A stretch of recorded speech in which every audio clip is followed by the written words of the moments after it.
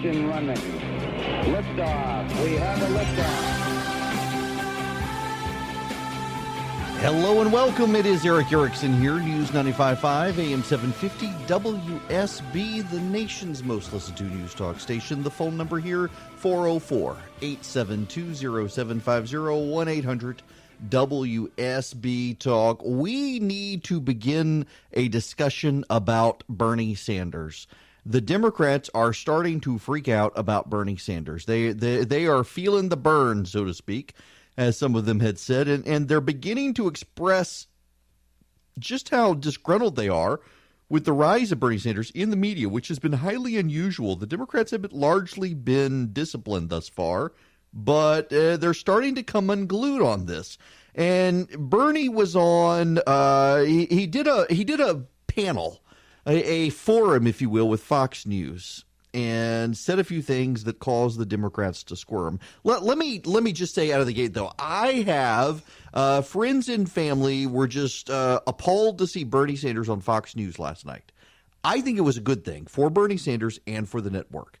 The reason being, CNN has kind of had a monopoly on these town halls, and the Democrats have been pushing a narrative that Fox News is hostile to Democrats, Fox News won't give Democrats a fair hearing, and Democrats should avoid Fox News like the plague.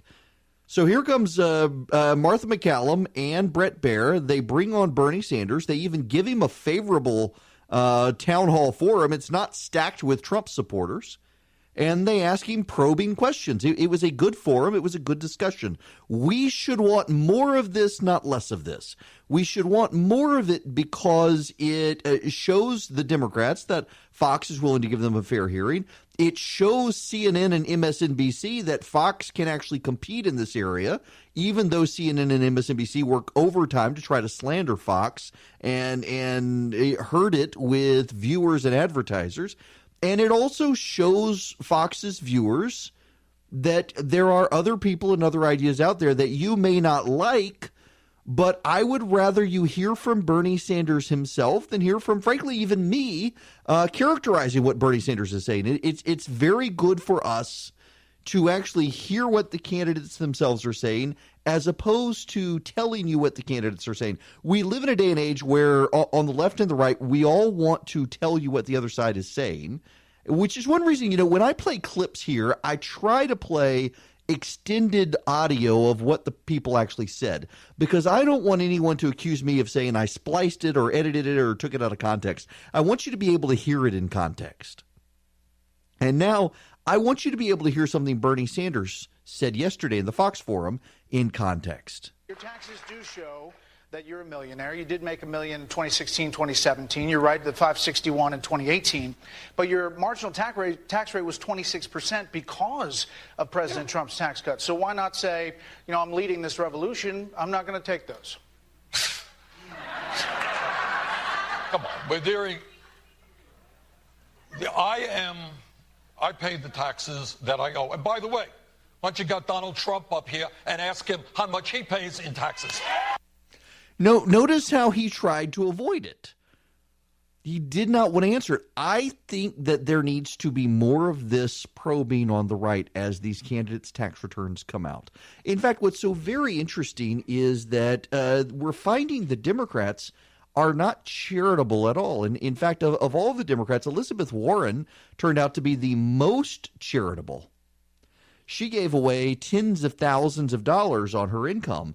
Beto O'Rourke, y'all, this is actually pretty appalling data on Beto O'Rourke. The man is married to a billionaire heiress, or multi-millionaire if we're charitable. Beto O'Rourke released 10 years in tax returns. By the way, an accountant for the Wall Street Journal noted that Beto O'Rourke got some information on his taxes wrong. He and his wife owe an extra $4,000. They're having to refile. But he and his wife released 10 years of tax returns. And Beto O'Rourke and his wife, who is the heiress of, charitably a multimillionaire, but more likely a billionaire, they gave $1,166 to charity in 2017.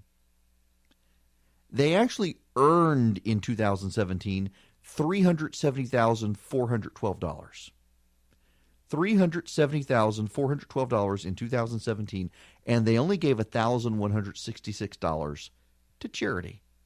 1/3 of 1%. That puts the O'Rourkes at the bottom of charitable giving among the Democrats. Bernie Sanders and his wife earned $566,000, and they gave $19,000 in charity. Kamala Harris earned $1.9 million last year and gave $27,000 to charity.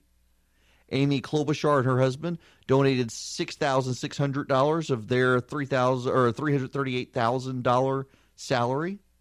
Kristen Gillibrand made $215,000 and donated $3,750 to charity. Elizabeth Warren and her husband donated $50,000 last year on an income of $906,000. These are, wow. Now, so here's let me put all of these in perspective. Mitt Romney gave away $4 million the year before he ran for president. In 2011, Mitt Romney gave away $4 million. He earned $13.7 million, gave away $4 million, or 29.4%. The Democrats, on average, running for president this year, gave away less than 2% of their income. Now, I want to go back through these because I think this is important. Beto O'Rourke gave 1/3 of 1% of his income to charity. Bernie Sanders gave 3.4% of his income to charity. Kamala Harris gave 1.4%. Amy Klobuchar gave slightly less than 2%. Kristen Gillibrand gave slightly less than 2%. Elizabeth Warren gave 5.5%. Jay Inslee, he's the Democratic governor of Washington, he gave 4%. Mitt Romney, before he ran for president. Oh, and Joe Biden, in 2008, when he was running for president, he ran for president before being picked as Obama's vice president. He gave roughly $369 a year to charity. Yeah. When he was vice president, he gave on average 1.8%. Mitt Romney gave 29.4%. 29.4%. None of these Democrats gave above 5.5%. Most of them gave 2% or less. Mitt Romney gave 29.4%. This is not a partisan issue. And I know it sounds superficially like a partisan issue. We don't have Pete Buttigieg and his information. And I suspect what we're going to see with Pete Buttigieg is that he gave more than these guys. And the reason is because Pete Buttigieg, Buttigieg, it's so much easier to say Buttigieg like Siri translates, he says he's a religious person. Religious people, even on the Democratic side, religious people give more money because they feel a personal obligation to help the poor.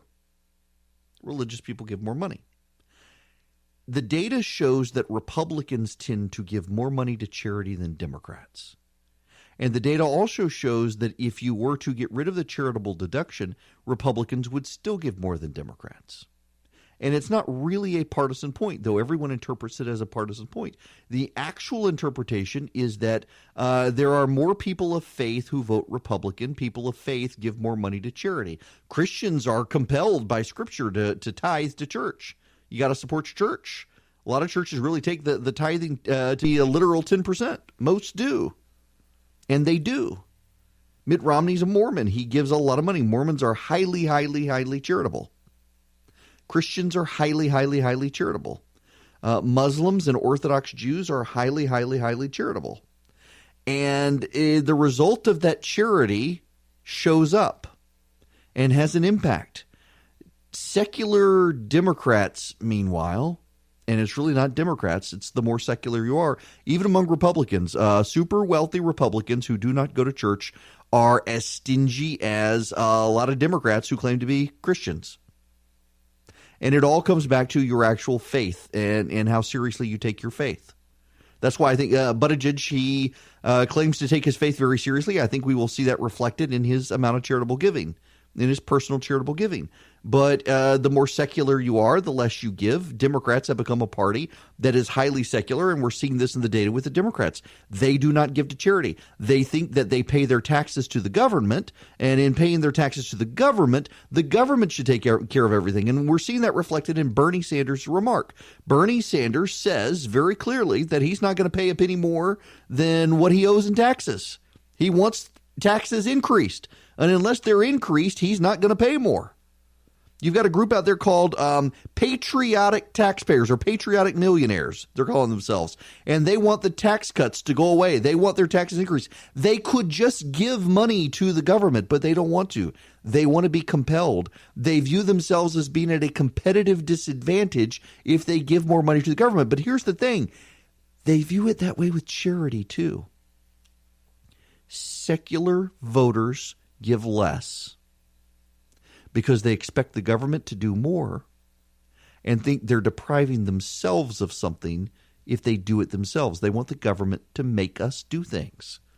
That's a worldview issue, and it's reflected in the data of the Democratic secularists running for president. Okay, guys, a quick timeout for this week's sponsor. And, I get a script. When you do a live read, you get a script, and it gives you suggested talking points. And so this week, the sponsor is my butterfly pillow, and I appreciate it. And, the script starts that not all of us sleep the same way. 63% of Americans sleep on their side. Are you one of them?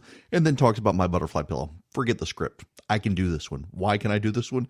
Because I've been traveling with my butterfly pillow when I have to stay in hotels of late. Because, hotel pillows they're like pancakes. I mean, they're really, really, really fluffy, and you put your head on them and flat out pancakes. And I have stayed at a hotel recently where I know there was a bunch of road noise. And so one of the cool things about my butterfly pillow is that in addition to being adjustable, I mean, you can adjust the height on this thing, but it also has a Bluetooth night owl speaker. So you can actually stream from your phone to the pillow and listen to music or podcast, or I use the Calm app when I'm in a hotel, and listen to it on my butterfly pillow. So you get a soft pillow, but it doesn't flatten out like a pancake, and you can adjust it. So it supports your neck. Your neck doesn't get cricked. It's a great pillow. It is thoughtfully designed, clearly by people who have had these problems.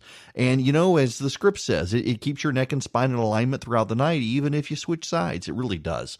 Really am a fan of this pillow, and listeners to my show can save $30 off the list price of $129. Use code ERIC at checkout, and you'll get my butterfly pillow for just $99 and free shipping in the continental United States. Go to mybutterflypillow.com and enter code ERIC at checkout. Save $30 and get free shipping. That's mybutterflypillow.com. Check out code ERIC, and the great thing about it is you can take it with you to these hotels that have these horrible, horrible, fluffy pillows that flatten out like pancakes. You can use my butterfly pillow and get a good night's sleep.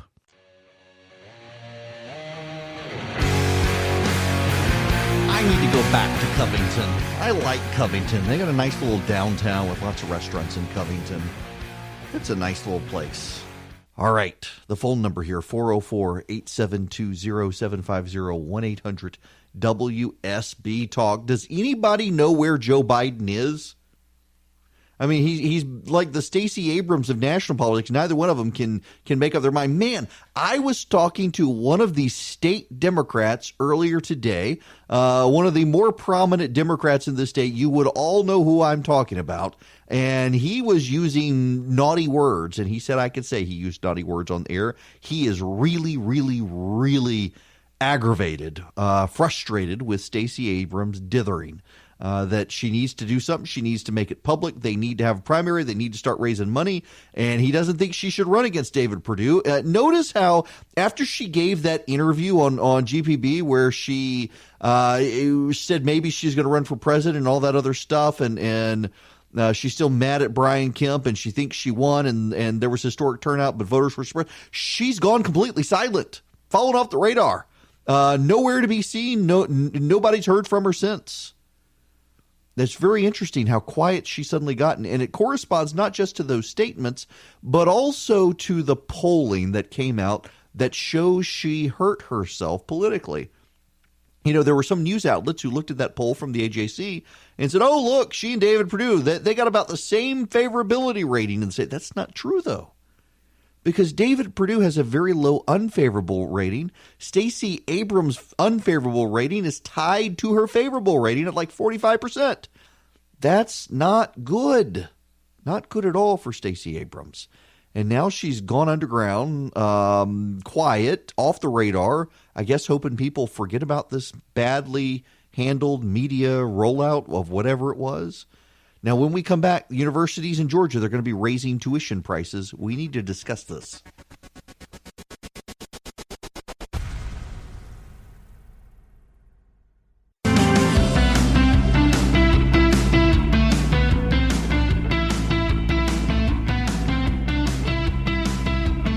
It's Eric Erickson here. The phone number, 404-872-0750, 1-800-WSB-TALK. You are listening to Atlanta's Evening News here on WSB.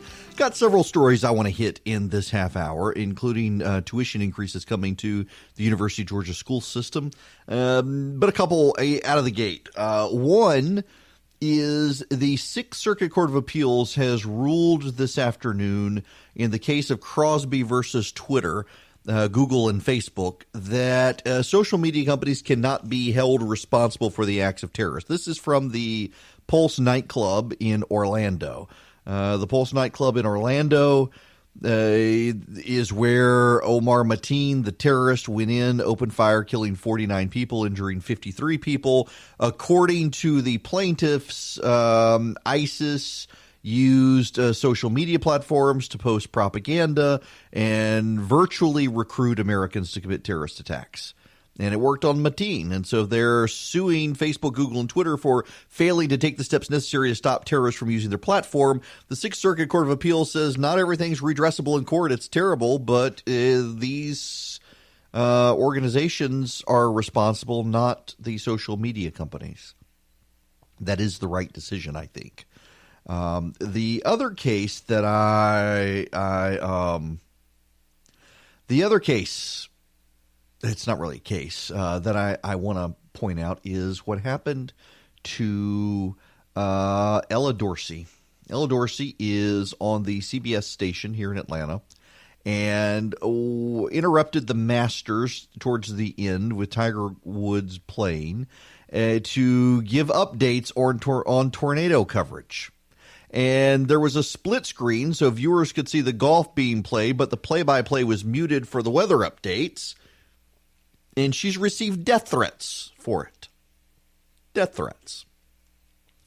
Now, I have opinions on this, believe it or not. You may too, 404-872-0750, 1-800-WSB-TALK. So I was watching, we had tornadoes in the Macon area. I was watching the local CBS affiliate in Middle Georgia, WMAZ.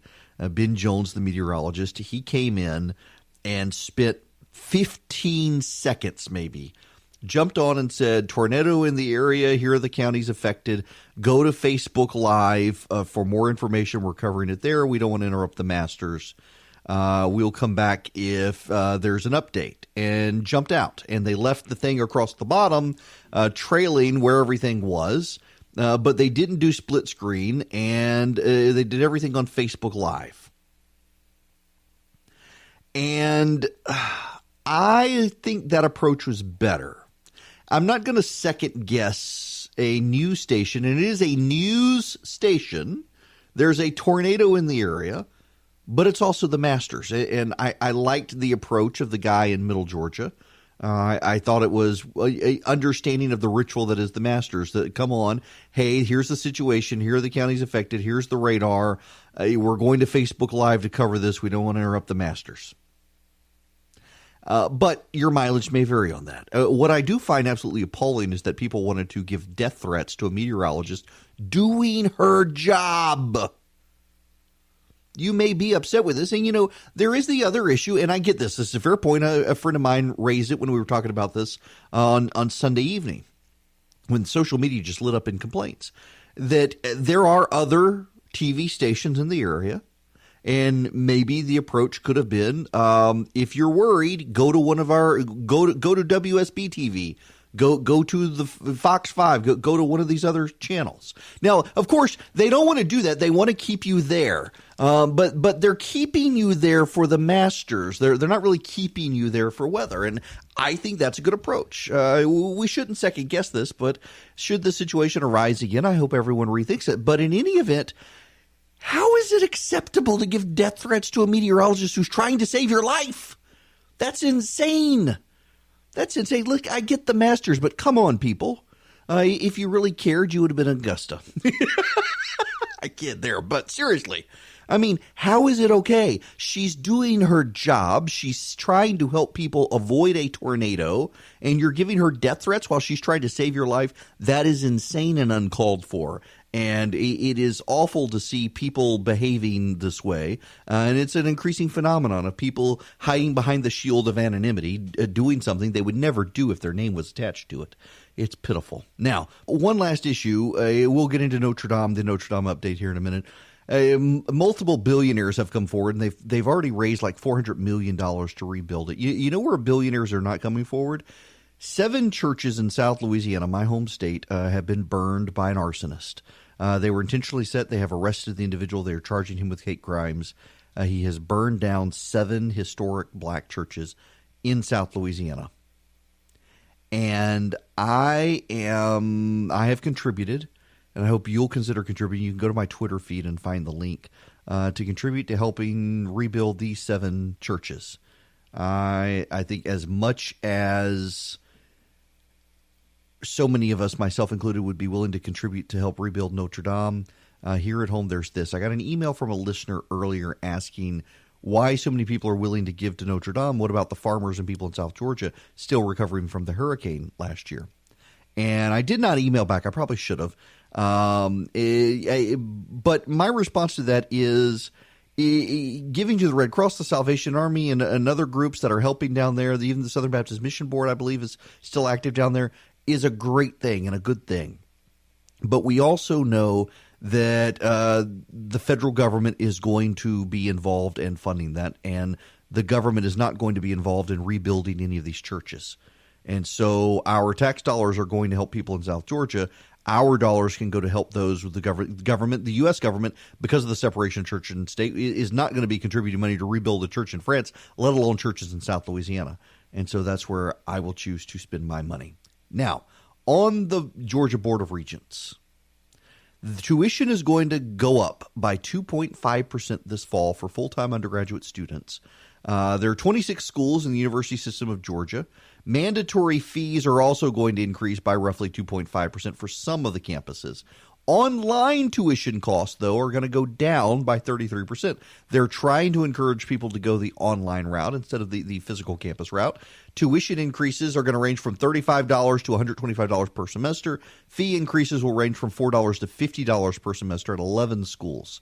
Now, the increase, I'm reading from the AJC now, the increases are necessary to fund ongoing programs, improve retention rates, recruit faculty, help more students graduate, and cover other costs such as rising health care. What is notable here is that they did not raise tuition last year. They did increase fees in some areas, but they did not raise tuition last year. So this is actually the university system in Georgia has been pretty good at not raising tuition. They are going up this year, 2.5%, not terrible. But it is also a reminder, though, how tuition in colleges continues to outpace inflation everywhere else in this country. And I still think, I'm very convinced that federal student loans, subsidized student loans, and frankly, even the Hope Scholarship really help incentivize colleges blowing spending and just escalating way outside the rate of inflation for everyone else. And if I were king for a day, I would probably prohibit subsidized student loans because I think you would actually see tuition rates go down because students would not be able to afford those loans, and so everything would adjust accordingly. I think most colleges and universities, particularly private schools, have been able to jack up their costs and tuition because they know everybody's going to get a loan and not have to worry about it for 5-6 years before they start paying on loans, and it totally throws the market out of whack, and that's got to be reconsidered.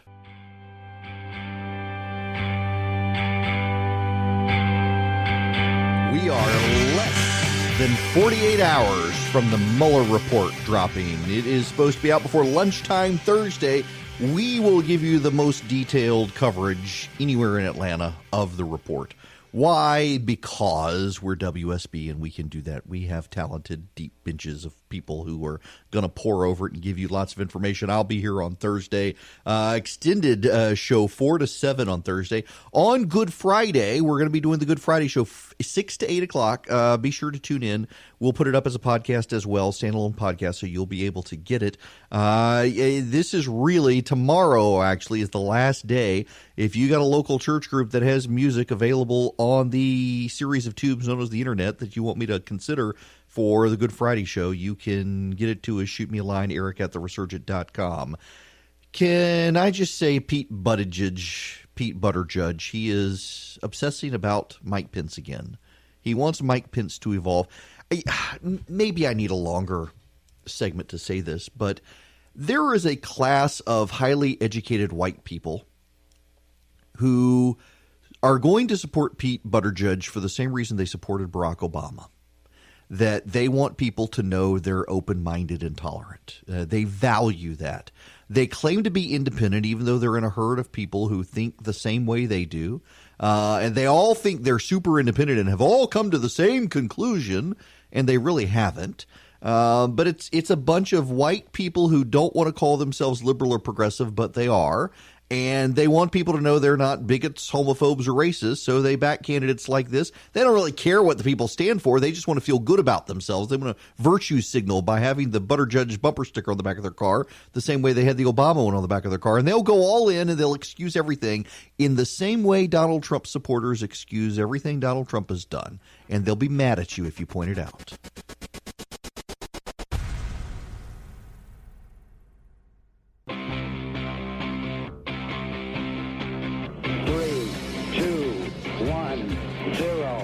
Engine running. Liftoff. We have a liftoff.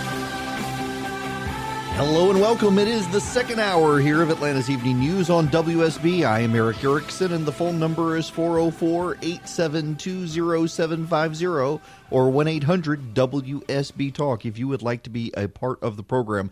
Let's turn to local news and politics. But before I do that, can I tell on myself? I found something very funny that perhaps maybe I should not have found very funny.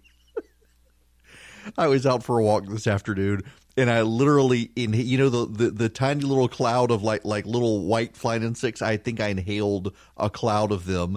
I started laughing and choking so hard. A friend of mine sent me a picture of the Hunchback of Notre Dame from Disney's cartoon, and the caption was, "I have information that will lead to the arrest of Hillary Clinton." I know. I felt horrible for laughing about it, but my goodness, the memes from people circulating about all of these things just we have become a meme culture. Absolutely have become a meme culture. Not necessarily even thoughtful these days. A lot of it very, very funny. Some of it very, very not funny. And we're seeing more and more of this stuff. And I suspect we're going to see meme culture invade the elections in Georgia in 2020, with lots of people taking strident positions on particular candidates. One of those candidates being David Perdue. Democrats in Georgia today lashing out at David Perdue because he is standing by the president's call to send illegal aliens to sanctuary cities. They are saying, by and large, the Democrats are, what does David Perdue ever disagree with the president on? And I think we're starting to see that is going to be the line of attack that develops against David Perdue by the Democrats. Is the Democrats think that David Perdue's loyalty to the president is going to be something that causes David Perdue trouble in 2020. I don't know that I agree with them in this. I think 2020 is a presidential year, which is a different dynamic from an off-year election. But David Perdue is leaving nothing to chance. Fundraising numbers are out. He's raised about $3 million for his Senate campaign in 2020. That's a very good number, by the way, for the incumbent senator from Georgia to be raising. The Democrats, meanwhile, have a problem on their hands. As I mentioned in the first hour of the show, they are behind the scenes beginning to be more vocally critical of Stacey Abrams. They want her to tell them what she is doing. She has gone very, very quiet since her unfortunate interview on GPTV, where she said, was it GP? Yeah, it was GPTV. No. It was the Teresa Tomlinson interview on GPTV. And it was Teresa Tomlinson who, and Abrams had been on, she had been on Morning Joe. And then you had the situation thereafter where you had Teresa Tomlinson saying basically, I want to run, but I'm not going to run if Stacey Abrams is going to run, because if Stacey Abrams is going to run, I'm going to support her. But I would really like to run. It sounded very, very desperate. It was kind of sad. And the Democrats are really not sure what she's going to do. They want some candidates. And there is a suggestion, and I think a good one, that Mayor Tomlinson is not the strongest candidate to put against David Perdue. They need someone to go up against David Perdue, and increasingly the polling suggests that Stacey Abrams isn't going to be strong either. So what do? They got to come up with something, and they don't know, and they don't have a candidate that they think is strong yet, and they have really, really, really expected that they could pick up Georgia. But ultimately, they're learning something that regular listeners of this program already know. Candidates matter. Candidates matter. The other candidate that matters is next door to us in Alabama. There is polling out that suggests Roy Moore is in the lead for that race over there. I don't know that Roy Moore is even going to run.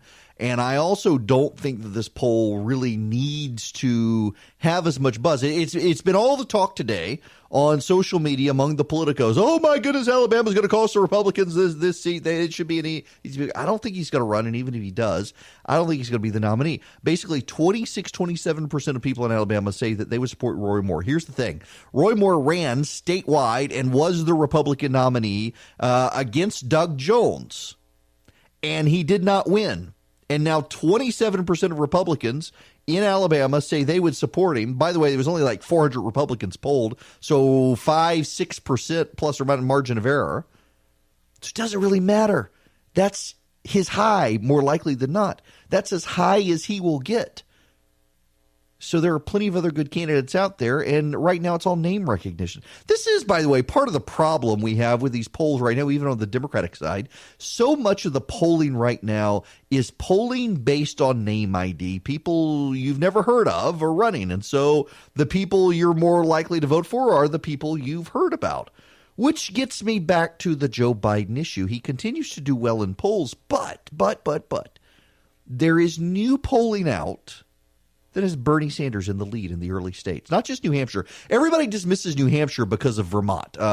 Bernie Sanders is the senator from Vermont. If you run from Vermont in New Hampshire, the odds are you're going to do well because the voters are very familiar with you. They share a media market with you.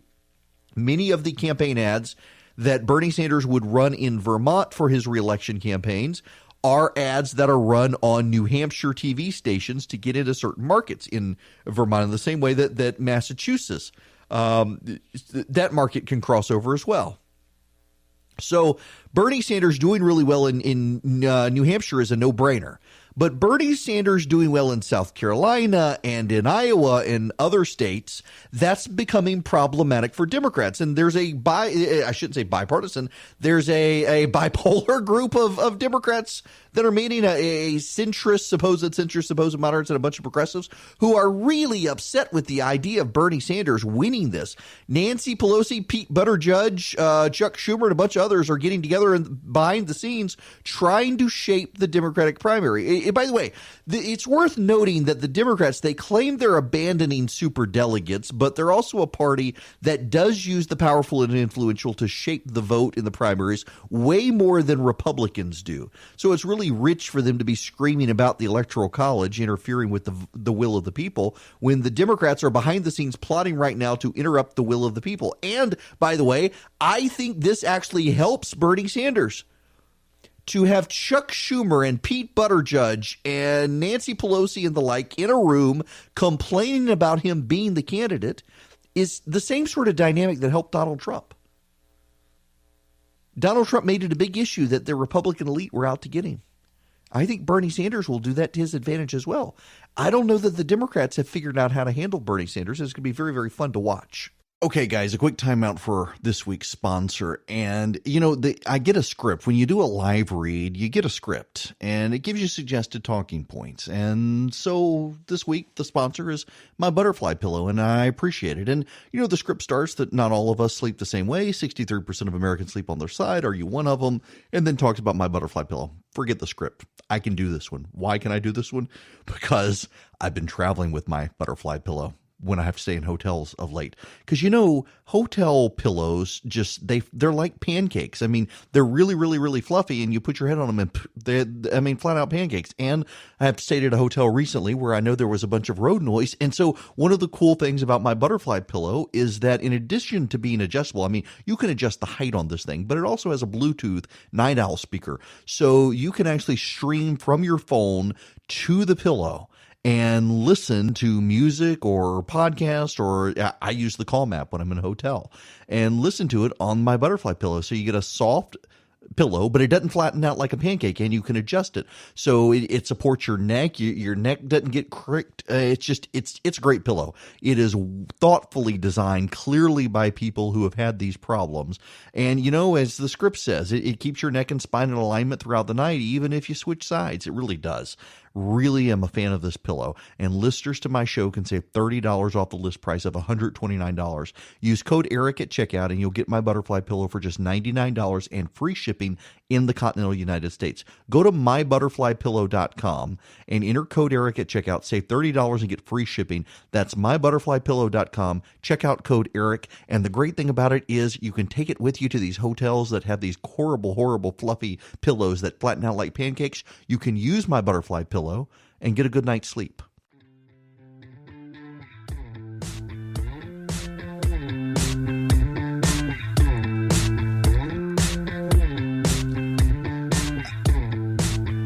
There is good news about Notre Dame. It's interesting, by the way, just as an aside here, how the news shapes up, because yesterday all of the press reports were that at least two of the rose windows were out. In fact, this morning I saw a number of reporters talking about how those two windows had melted away, the glass had broken and fallen out, and it turns out that they're there. Most of the stained glass of Notre Dame has been preserved. Not just the rose windows, but the other famous windows as well. The main rose window, the one that is photographed all the time, it has been spared. The bell has been spared as far as we know. The major relics in there, the piece of the true cross, as they call it, believed to be part of the crucifixion cross of Christ, and one of the nails from that cross have been preserved. The crown of thorns has been rescued. The priest actually went in the middle of the blaze. The priest went into the building and rescued the crown of thorns that has been preserved in there. Just a word on that when we come back. There's also a relic of some saints that they saved. Most of the major artwork has been saved. The cross above the altar, turns out, when the flames were out, they went back in. The altar was spared. The statuary around the altar was spared. The cross was spared.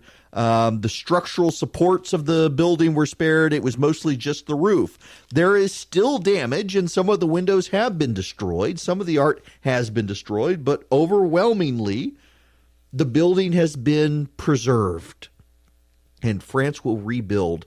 France has two major billionaires, and they are highly competitive with each other, and today have basically been outbidding each other on the amount of money they're going to contribute to rebuild Notre Dame. Privately, these two individuals have ponied up $400 million between the two of them to help rebuild it. Again, though, there are 7 churches in South Louisiana that were burned to the ground by an arsonist, and I hope people will consider contributing to them. I did. My wife and I contributed $500 to that, and hope others will as well.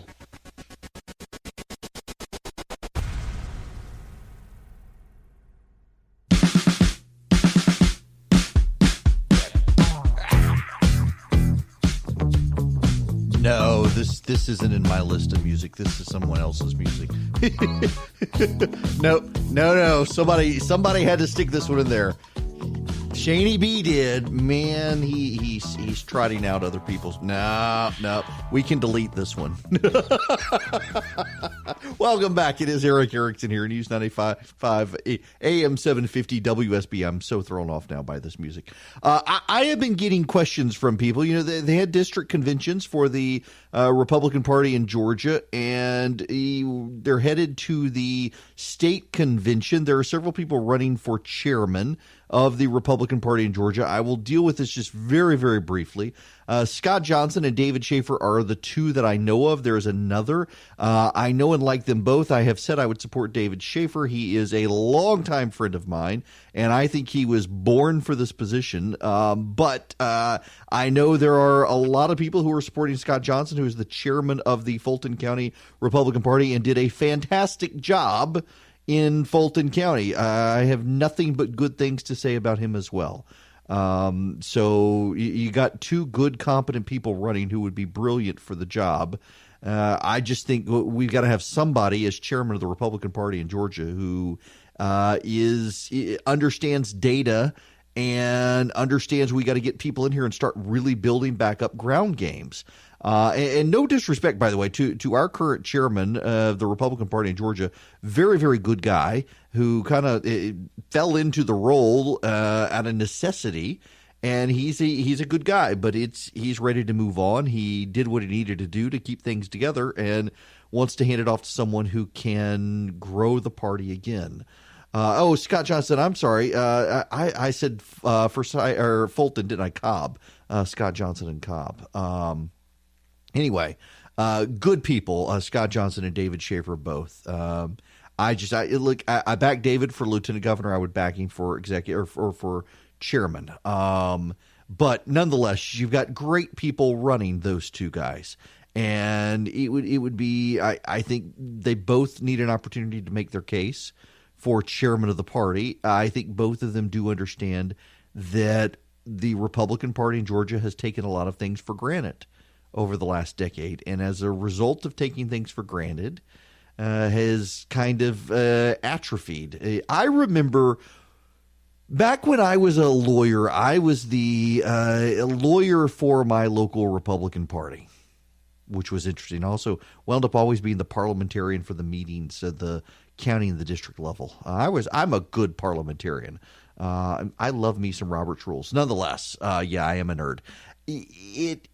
Over the buildup of the Republican Party in Georgia was so systematic, and developing databases and finding people and doing surveys and getting to know your neighbors and doing walks. And now everybody thinks that volunteering involves just putting up a comment on Facebook. You know, I've actually got a lot of data that shows that the people who listen to this program and also read The Resurgent are probably the best volunteers you could ask for, which is actually really fascinating. If you listen here to me on the radio and then read The Resurgent, you have a higher likelihood of wanting to donate to a candidate, operate a phone bank, go door to door for a candidate.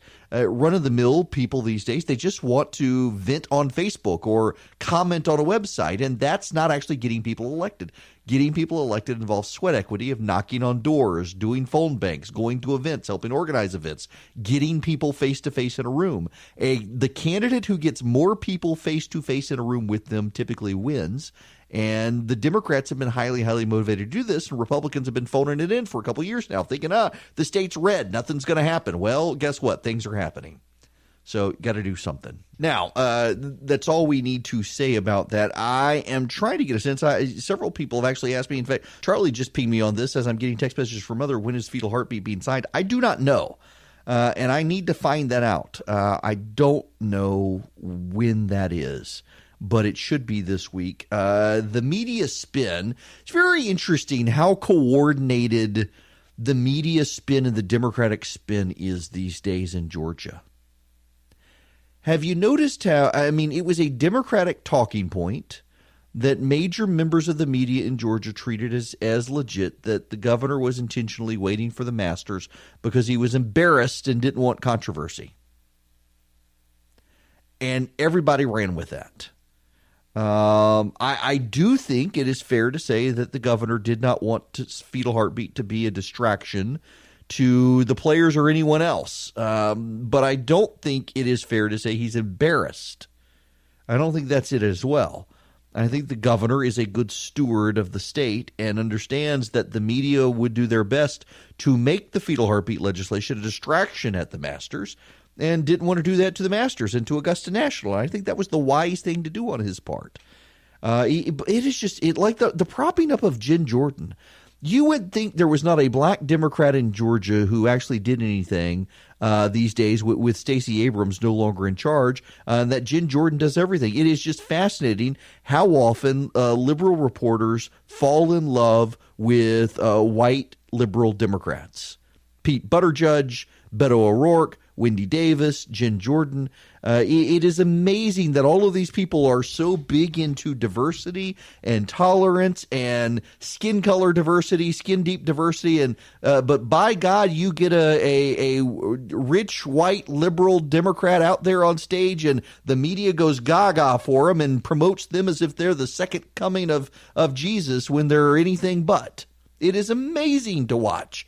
You would not think that a single black Democrat in the state of Georgia, however much I disagree with them, there were some making valid, good, critical arguments about why the fetal heartbeat legislation probably should not be passed in Georgia. And they were leading the fight, particularly in the House of Representatives, on it. You would be shocked to know, because the media never wanted to cover it. They all wanted to cover the white Democrats who were doing it.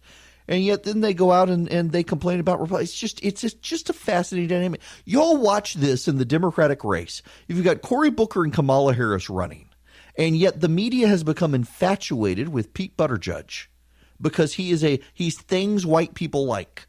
White people in the media like Pete Buttigieg because he makes them feel good about themselves far more than anyone else does. And you know what they'll do after this? If Kamala Harris is not the nominee and a white guy is, they will fall all over themselves to cover everything Kamala Harris does in the U.S. Senate and apologize for not covering her as much as they should have, in the same way they're doing that to Stacey Abrams now after Beto O'Rourke. It's fascinating to watch this dimension play out in the media, and it's very, very predictable.